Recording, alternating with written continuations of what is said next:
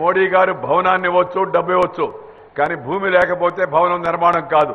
కానీ చంద్రబాబు నాయుడు గారు ఏ విషయం వచ్చినప్పటికీ కూడా రాష్ట్రానికి ఏ ప్రాజెక్టు కేంద్రం మంజూరు చేసినా సకాలంలో స్పందించి, ఒక్కోసారి ముందుగానే స్పందించి దానికి కావలసిన స్థలాన్ని ఎంపిక చేసి అడ్డంకులు తొలగించి ఆ భూమిని ఇవ్వడం వలన ఇవాళ మన యొక్క స్వప్నం ఏదైతుందో అది సాకారం అయింది. దానికి ఒక ఆకారం వచ్చింది. రాబోయే రోజుల్లో దానికి ఒక ప్రాకారం కూడా నిర్మాణం అవుతుందని సందర్భంగా మీ అందరికీ నేను మనవి చేస్తా ఉన్నాను. అదేవిధంగా రాష్ట్ర ప్రభుత్వం ముఖ్యమంత్రి గారి నేతృత్వంలో డాక్టర్ కామినేని శ్రీనివాస్ గారు వైద్య శాఖ మంత్రులు మనందరికీ కూడా విశాఖపట్నం మెడికల్ ఇన్స్టిట్యూట్ ఒకదాన్ని మనకి మంజూరు చేశారు. ఆ భవనాలు కూడా మేము వెళ్ళి చూసాం. గత ప్రభుత్వం కొంతవరకు ఆ భవనాల నిర్మాణం చేపట్టింది. స్థలం 100 ఎకరాలకు పైగా ఉంది. అద్భుతమైన లొకేషన్ ఉంది. మనకి ముఖ్యమంత్రి గారు చొరవ తీసుకుంటున్నారు. నాకు విశ్వాసం ఉంది ఆ విశాఖపట్నం యొక్క ఇన్స్టిట్యూట్ ఆఫ్ మెడికల్ సైన్సెస్ అవుతుందో అది హైదరాబాద్ నిమ్స్, తిరుపతి యొక్క సిమ్స్ లాగా ఆల్ ఇండియా మెడికల్ ఇన్స్టిట్యూట్ అయితే రాబోతుందో త్వరలో మనకి మంగళగిరిలో, దానికి దాదాపు దగ్గరగా ఉండేటట్టుగా దీన్ని తయారు చేసి ఈ ఉత్తరాంధ్ర ప్రాంత ప్రజానికానికి అందరికి కూడా ఈ యొక్క ప్రాంతంలో ఆ ఆసుపత్రిని తీర్చిదిద్దాలని నేను ఇంతకుముందే ముఖ్యమంత్రి గారితో మాట్లాడుతున్నాను. ముఖ్యమంత్రి గారు కొన్ని ఆలోచనలు ఉన్నాయి. ఈ ఆసుపత్రి రాష్ట్రంలోని ఆసుపత్రులన్నిటికీ ఒక తలమానికం కావాల్సి ఉంది. చక్కని వసతులు ఏర్పాటు చేసుకోవడంతో పాటు చక్కని అధ్యాపకులను ఏర్పాటు చేయాల్సి ఉంది. ఆ అధ్యాపకులు పనిచేసేట్టుగా చూడాల్సిన అవసరం ఎంతో ఉంది. వైద్యులు ఇవాళ వైద్యం పైన ఎక్కువగా దృష్టి పెట్టి ఆ ఆసుపత్రిని మరింత మెరుగైన సౌకర్యాలతో అధునాతనమైన సాంకేతిక పరిజ్ఞానాన్ని ఉపయోగించుకొని ఆ ఆసుపత్రిని ముఖ్యమంత్రి చంద్రబాబు నాయుడు గారు చొరవ తీసుకొని డాక్టర్ శ్రీనివాస్ గారి యొక్క సారథ్యంలో దాన్ని ముందుకు తీసుకెళ్తారని చెప్పని నాకు పూర్తి విశ్వాసం ఉంది.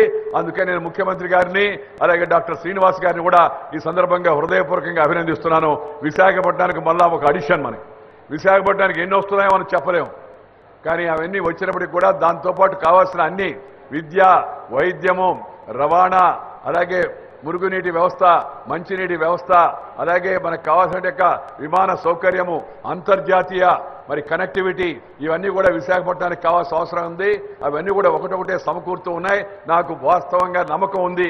ఈ విశాఖపట్నం మీద నాకు కూడా కాస్త ప్రేమ ఉంది. ఎందుకంటే నేను చిన్నప్పుడు ఇక్కడ చదువుకున్నాను, ఇక్కడ ఉద్యమాలు నడిపాను, రాజకీయాల్లో ఓనామాలు నేర్చుకున్నాను, ఇక్కడ మంచిగా నేర్చుకున్నాను కాబట్టి కాస్త మంచి దారిలో పోతా ఉన్నాను అని నేను అనుకుంటూ ఉన్నాను. మామూలుగా దేశంలో ఇవాళ ఈ స్థాయికి గుర్తింపు రావడానికి కావాల్సిన పునాదులు ఈ విశాఖపట్నంలో, ఈ ఆంధ్ర విశ్వవిద్యాలయంలో పడ్డాయని చెప్పి నేను ఎప్పుడు ఆ తీపి గుర్తులు, ఆ ఉద్యమ జ్ఞాపకాలు ఎప్పుడు కూడా మర్చిపోవాలని మీ అందరికీ కూడా మనవి చేస్తున్నాను.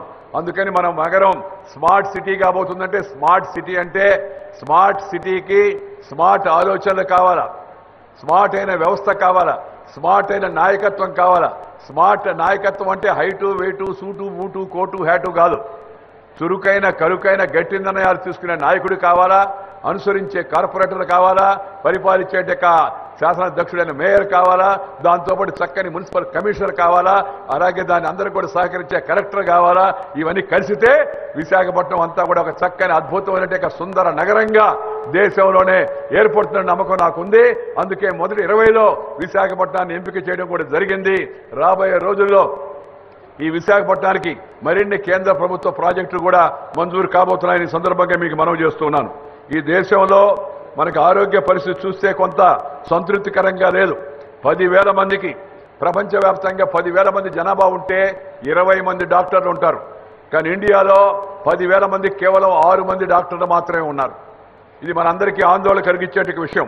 అలాగే ఆ లెక్కన కానీ మనం చూస్తే మన దేశంలో 10,50,000 మంది డాక్టర్లు కావాలి. అంతమంది మనకు డాక్టర్లు లేరు. మన దేశంలో డాక్టర్ల కన్నా యాక్టర్లు ఎక్కువగా ఉన్నారు. కానీ ఫోకస్ అంతా కూడా డాక్టర్ల పైన ఉండాల్సిన అవసరం ఎంతో కూడా ఉంది.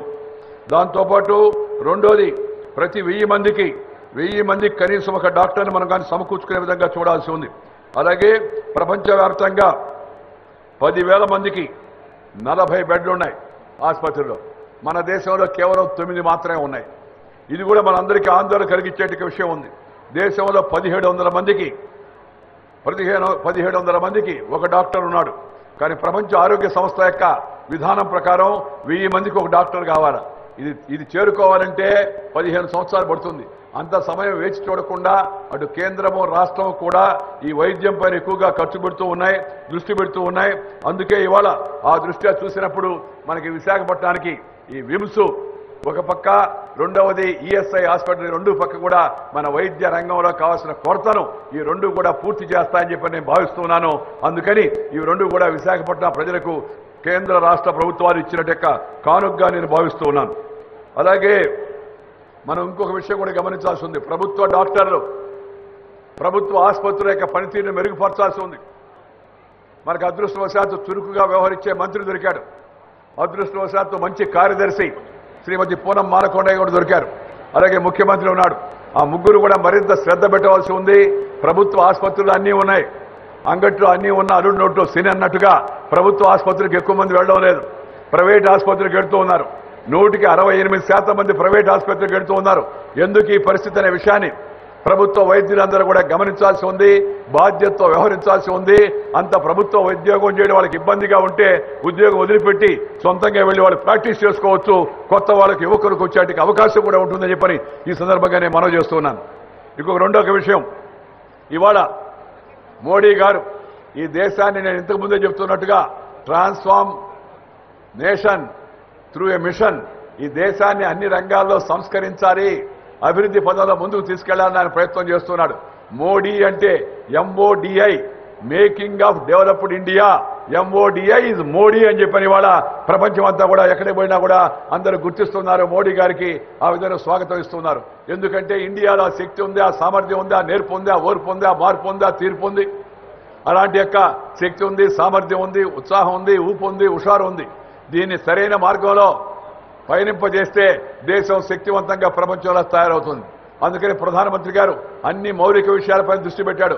సామాజిక సురక్ష అనే కొత్త కాన్సెప్ట్ను ప్రధానమంత్రి ప్రవేశపెట్టాడు.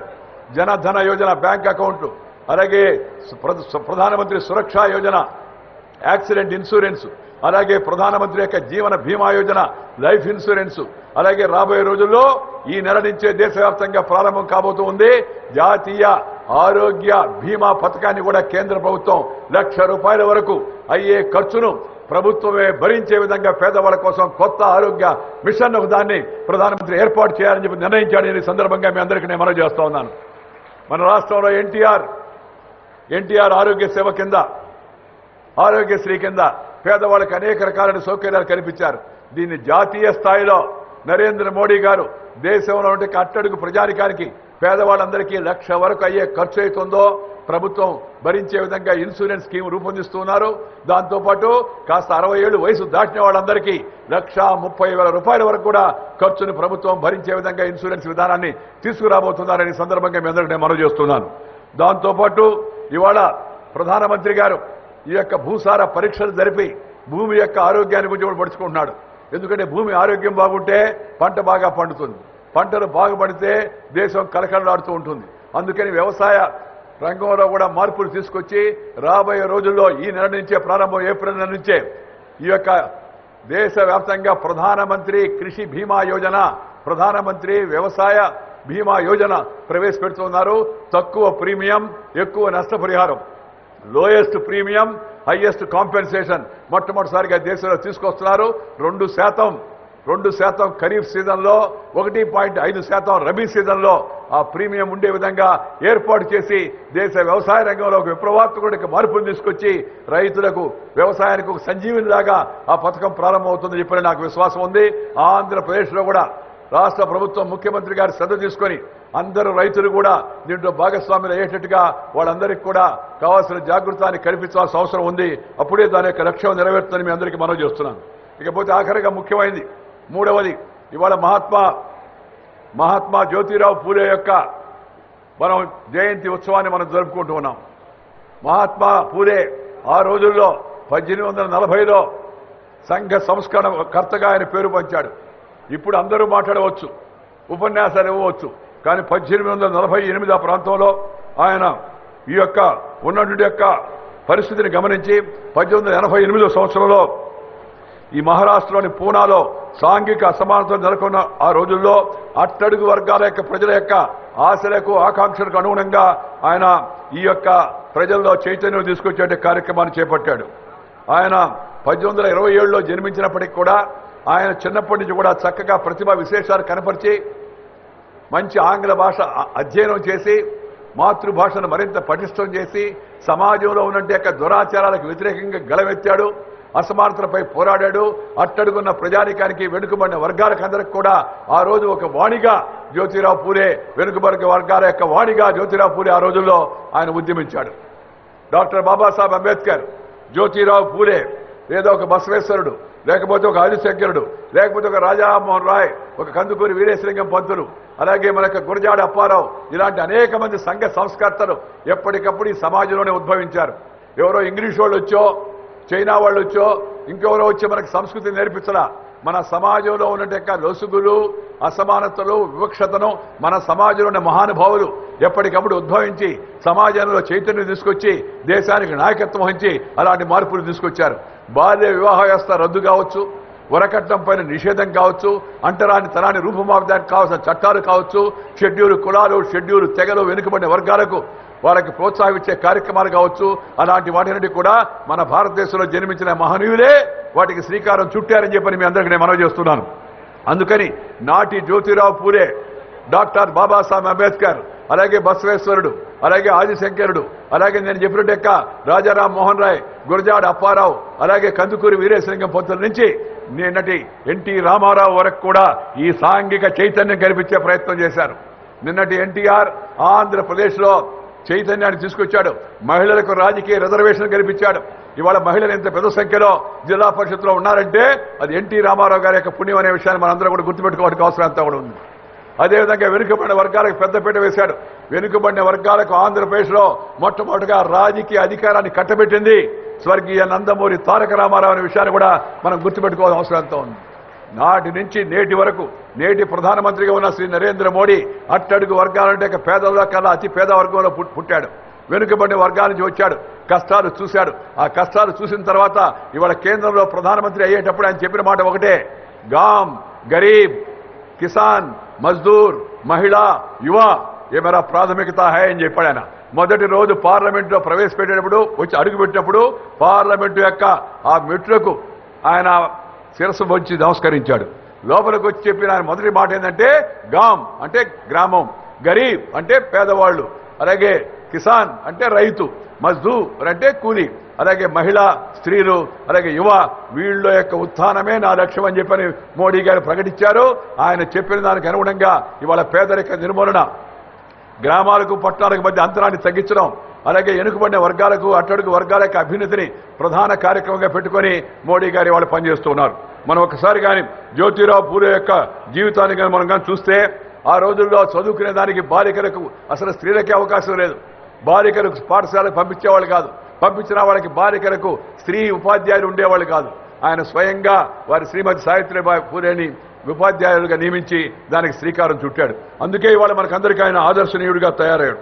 ఆయన జ్యోతిరావు పూలే గారు చూపించిన మార్గంలో ఇవాళ నరేంద్ర మోడీ గారు బేటీ బచావ్ బేటీ పడావ్, ఆడ అమ్మాయిని రక్షించండి, అమ్మాయి పుడుతుందని తెలిస్తే ముందుగా స్కాన్ చేయించుకొని గర్భ విచ్ఛిత్తి చేయడం అవుతుందో ఇది పరమ దుర్మార్గమైన విషయం. ఎందుకంటే స్త్రీల పురుషుల మధ్య కానీ జనాభా సమతుల్యం కానీ తప్పితే దేశంలో అల్లకల్లోలం అవుతుంది, వ్యవస్థ అంతా దెబ్బతింటుంది. అందుకని దాన్ని కాపాడాల్సిన అవసరం ఉంది. స్త్రీ మనం గౌరవించేటి దేశంలో ఇలాంటి యొక్క భ్రూణ హత్యలు మంచిది కాదని దానిపై ప్రజా ఉద్యమం కల్పించే ప్రయత్నం చేస్తున్నాడు. అలాగే బేటీ పడావ్ చదివించుకోవాలని ఆ రోజు 1840 చివరిలో జ్యోతిరావు పూలే చెప్పిన ఆ నినాదం ఇంకా అది పూర్తి కాకపోవడానికి కారణం ఎవరు? ఎందుకు ఇంకా మన బాలికలు చదువులు వెనకబడి ఉన్నారు? ఎందుకు మన షెడ్యూల్ కులాలు, షెడ్యూల్ తెగలు, అలాగే వెనుకబడిన వర్గాలు ఇంకా ఎందుకు వెనకబడి ఉన్నారో దీనికి దేశాన్ని ఇంతకుముందు పరిపాలించిన పాలకులు సమాధానం చెప్పాల్సిన అవసరం అంతా ఉంది. అసలు ఏం జరగలేదు నేను చెప్పను, జరిగింది. కానీ ఎంతైతే జరగవలసి ఉండిందో అంత జరగలేదు. ఇవాళ మనం ఈ మధ్య చూసాం, ఇప్పుడు మనం యూనివర్సిటీలో ఉన్నాం, ఈ హైదరాబాద్ సెంట్రల్ యూనివర్సిటీ కానీ లేదా ఆ యొక్క జవహర్లాల్ నెహ్రూ యూనివర్సిటీలో కానీ ఇలాంటి జరిగే సంఘటనలను రాజకీయ అవకాశాల కోసం వచ్చి ఉపయోగించుకుంటున్నారు. వాటికి రాజకీయ రంగు పులిమే ప్రయత్నం చేస్తున్నారు. వ్యవస్థలో ఉన్నట్టు లొసుగులు అయితే ఉన్నాయో ఆ యొక్క వివక్షత ఏది ఉందో దానిపైన దృష్టి పెట్టి దానిపైన పోరాటం చేసి దానిపైన ప్రజలను జాగృతం చేయాల్సింది భావించి కుల వ్యవస్థను రూపుమాపాల్సింది భావించి కుల వ్యవస్థను ప్రోత్సహించే విధంగా కొన్ని రాజకీయ పార్టీల నాయకులు ఈ విధంగా వ్యవహరించడం నిజంగా సిగ్గుచేయడం చెప్పిన సందర్భంగా మీ అందరికీ మనం చేస్తున్నాను. హైదరాబాద్ విశ్వవిద్యాలయంలో 11 మంది విద్యార్థులు ఆత్మహత్య చేసుకున్నారు. 11 మంది. ఆ 11 మందిలో 10 మంది కాంగ్రెస్ హయాంలో ఆత్మహత్య చేసుకున్నారు. ఒక రాహుల్ గాంధీ, ఒక మల్లికార్జున ఖర్గే, లేకపోతే ఇంకొక నాయకుడికి ఎవరికి టైం దొరకలా రావడానికి పాపం 10 ఏళ్ల వాళ్ళ హయాంలో. కానీ మొన్న ఒక యువకుడు తన యొక్క సమస్యలు ఏతున్నాయో ఆవేదన చెంది ఆత్మహత్య చేసుకుంటే దాన్ని రాజకీయం చేసి తీర్థయాత్రలాగా అక్కడికి విచ్చేసి అక్కడికి వచ్చి 2 సార్లు వచ్చి పూలమాలలు వేయించుకొని సన్మానాలు చేయించుకుంటారు. ఒకవైపు విద్యార్థి చనిపోతే అతని యొక్క చనిపోవడానికి కారణం ఏందనే విషయాన్ని అన్వేషించి కుల వ్యవస్థ ఆ యూనివర్సిటీ యొక్క వ్యవస్థలో మార్పు రావాల్సి ఉంటే దానిపైన దృష్టి పెట్టాల్సి ఉంది. కానీ దురదృష్టం ఏంటంటే గత 50-60 ఏళ్లుగా ఈ కులాన్ని మతాన్ని రాజకీయ పార్టీలు ఓటు బ్యాంక్గా మరల్చుకున్నాయి. ఆ రాజారాం మోహన్ రాయో, కందుకూరు వీరేశలింగం పంతులో, లేకపోతే జ్యోతిరావు పూలే, లేకపోతే డాక్టర్ అంబేద్కర్ వాళ్ళు చూపిన మార్గంలో కాకుండా వీళ్ళు ఆ వ్యవస్థను మరింత విచ్ఛిన్నం చేసి కులాలను వేరుగా పెట్టి ఒకరిపై ఒకరికి పోటీ పెట్టి విద్వేషాలు పెంచే విధంగా రాజకీయం చేయడం వల్లనే ఇవాళ హైదరాబాద్ యూనివర్సిటీలో అలాంటి సంఘటనలు జరిగాయని చెప్పిన సందర్భంగా మీ అందరికీ నేను మనవి చేస్తున్నాను. ఈ దేశంలో పుట్టి, ఈ దేశంలో ఉంటూ, ఈ దేశంలో కంటూ, ఈ దేశంలో ఉన్నవాడు ఎవడైనా పాకిస్తాన్ జిందాబాద్ అనగలడా? అంటాడా? ఆఖరి కిందాక మన పిల్లలు పాట పాడారు, మా తెలుగు తల్లికి మల్లెపూదండ అని. మా తెలుగు తల్లికి మల్లెపూదండ అని మన తెలుగు తల్లికి జేజేలు పలికారు. తెలుగు తల్లికి జేజేలు పలికితే కొద్ది రోజులు పోయిన తర్వాత దానికి కూడా కొంతమంది అభ్యంతరం పెట్టే అవకాశం ఉంది. భారత మాతకి జై అంటే అది అభ్యంతరకరం అంటున్నారు. భారత మాత అంటే ఎవరు? ఈ దేశం భారత పితనం. మనం మదర్ ల్యాండ్ అంటాం, ఫాదర్ ల్యాండ్ అని ఎవరు అన్నారు కూడా. ఆ మదర్ ల్యాండ్ ఆ రోజు బ్రిటిష్ వాళ్ళకి వ్యతిరేకంగా పోరాడినట్టు భగత్ సింగ్, రాజగురు, సుఖదేవ్ ఉరికంబం ఎక్కేటప్పుడు చెప్పిన ఆఖరి మాట ఏమిటి? భారత్ మాతాకే జై అని చెప్పి నినాదం ఇచ్చి వాళ్ళు ఉరికంబం ఎక్కారు. అలాంటి మహనీయుడి పేరు ఉపయోగించుకునే వీళ్ళు భారత మాతకు జై అంటే అభ్యంతరం అట. దేనికయ్యా? అమ్మా నీకు వందనం, మా తుజే సలాం, మా తుజే సలాం, నీకు వందనం అమ్మా అంటే అది కూడా వివాదం అయిపోతుంది దురదృష్టవశాత్తు. మనకి మనం ముందుకు వెళ్తున్నామా, పురోగమనమా, తిరోగమనమా? ఇంతకుముందు ఎవడో సామెత ఉంది, చదవక ముందు పెసలు పెసలు అంటున్నాడట, చదివిన తర్వాత పిసలు అనడం మొదలుపెట్టాట. ఫ్యాషన్ ఎక్కువైపోయి వీళ్ళకి కూడా ఇలా వికటించినట్టు యొక్క మనస్తత్వంతో పాశ్చాత్య వ్యామోహం ఒకవైపు, అలాగే వామపక్ష భావజాల పీడితులైన కొంతమంది కలిపి ఈ యొక్క విద్యార్థులను కొంతమందిని మాత్రమే రెచ్చగొడుతున్నారు. ఈ దేశంలో 740 యూనివర్సిటీస్ ఉన్నాయి, 740 విశ్వవిద్యాలయాలు ఉన్నాయి.